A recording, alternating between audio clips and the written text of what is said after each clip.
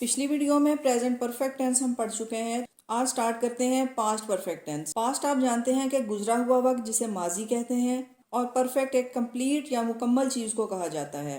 Tenses जो कि किसी एक्शन या सूरत हाल को बयान करते हैं, तो पास्ट परफेक्ट टेंस में ऐसा एक्शन या किसी ऐसी सूरत हाल का जिक्र किया जाता है जो माजी के किसी वक्त में हो चुकी हो। हम पास्ट की कोई बात करते हैं या ऐसा एक्शन बयान करते हैं जो इस पास्ट का हिस्सा हो या इससे पहले हो चुका हो। जैसे अगर हम ये कहें I forgot my wallet, I had left it behind at home, तो यहाँ हम ये कह रहे हैं कि मैं अपना वॉलेट भूल गया। ये भी माजी की बात है जो कि सिंपल पास्ट में बयान की गई है और फिर बताया गया है कि मैं इसे घर पर ही भूल चुका था। This is past perfect tense, भूल चुका था। इंग्लिश स्ट्रक्चर में इसे लिखा जाएगा I had left it behind at home. Helping verb had use किया गया है और वर्ब की थर्ड फॉर्म इस्तेमाल की गई है। यही इस टेंस की पहचान है। जहाँ इस बात को याद रखें कि हैड, हैज और हैव की सेकंड फॉर्म है। हैज या हैव जिसका इस्तेमाल प्रेजेंट परफेक्ट टेंस में किया जाता है, हैज और हैव दोनों की सेकंड फॉर्म हैड यूज की जाती है। यहाँ पास्ट परफेक्ट टेंस में हम सेकंड फॉर्म यानी कि हैड इस्तेमाल करेंगे। Second form had and third form of main verb. यूं समझ लीजिए कि हैज, हैव, हैड और third form of verb perfect tense की पहचान है। जब भी हमें एक कंप्लीट एक्शन को बयान करना है, एक ऐसा एक्शन जो कि कंप्लीट हो चुका हो, तो हम परफेक्ट टेंस को यूज करते हैं। अगर हेल्पिंग वर्ब हैज या हैव यूज किया गया है तो ये प्रेजेंट परफेक्ट टेंस होगा और अगर हेल्पिंग वर्ब हैड का इस्तेमाल है तो ये पास्ट परफेक्ट है। हेल्पिंग वर्ब की हेल्प से हम प्रेजेंट और पास्ट की पहचान करते हैं और इस तरह हमें सेंटेंस का सही मीनिंग समझने और ट्रांसलेट करने में हेल्प मिलती है। आइए देखते हैं कुछ और sentences. I went to the post office, but they had sold all the tickets. There are two parts in this sentence. I went to the office. It is also in past. ये भी past की बात है कि मैं post office गया. But they had sold. Had sold के वो तमाम tickets sold कर चुके थे. Sold is the third form of sell and had sold it is the identification of past perfect. ये past perfect की पहचान है। यहाँ इसका मतलब यही है कि मैं गया लेकिन तमाम टिकट फरोख्त हो चुके थे या वो तमाम टिकट्स फरोख्त कर चुके थे। The match was over, United had one.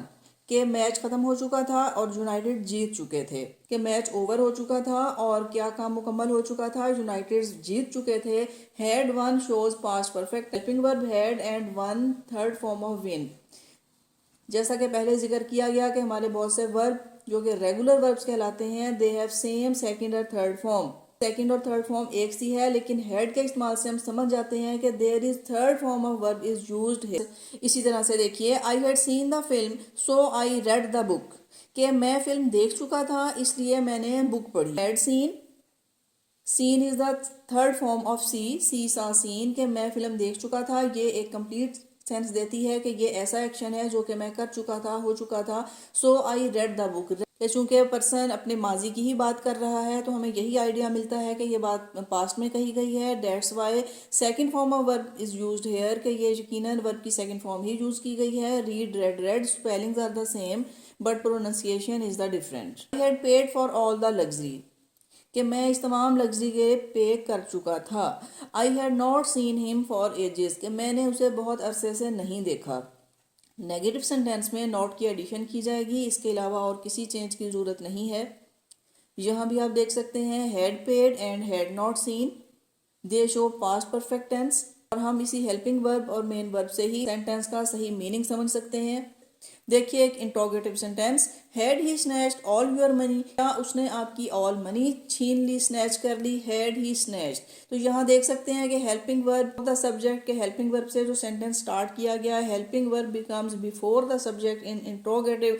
किसी भी इंट्रोगेटिव में, किसी भी सवालिया जुमले में ये एक सिंपल स्ट्रक्चर है कि हम हेल्पिंग वर्ब से सेंटेंस स्टार्ट करते हैं। हेल्पिंग वर्ब सब्जेक्ट से बिफोर लिखा जाता है, सब्जेक्ट से पहले लिखा जाता है। जैसे कि ही हैड की बजाय हम लिखेंगे had he. Had he snatched all your money के इंट्रोगेटिव में चेंज हो जाएगा। इसका मतलब है कि क्या उसने आपकी तमाम रकम छीन ली। इसी तरह से had you met him before interview. कि क्या आप उसे इंटरव्यू से पहले ही मिल चुके थे। Had you met him. Question में हेल्पिंग वर्ब सब्जेक्ट से बिफोर लिखा जाएगा। Now it change the sentence in interrogative. Had you met him before interview, इसका मतलब ये होगा कि क्या आप उसे इंटरव्यू से पहले ही मिल चुके थे। The police had arrested the thief.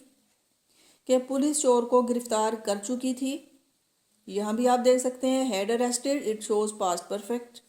The principal had approved my application, कि प्रिंसिपल मेरी एप्लीकेशन अप्रूव कर चुके थे। Had approved it shows past perfect, कि ये काम हो चुका था, या जिस वक्त जब बात की जा रही है तो ये एक्शन पहले से कंप्लीट हो चुका था। इसी तरह ही had written the script of the play, कि वो प्ले का स्क्रिप्ट लिख चुका था।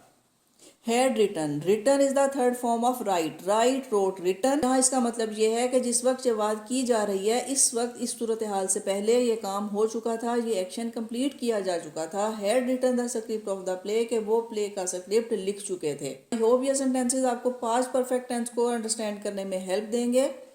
तो नेक्स्ट वीडियो में हम लर्न करेंगे passive voice of present and past perfect. See you in the next video.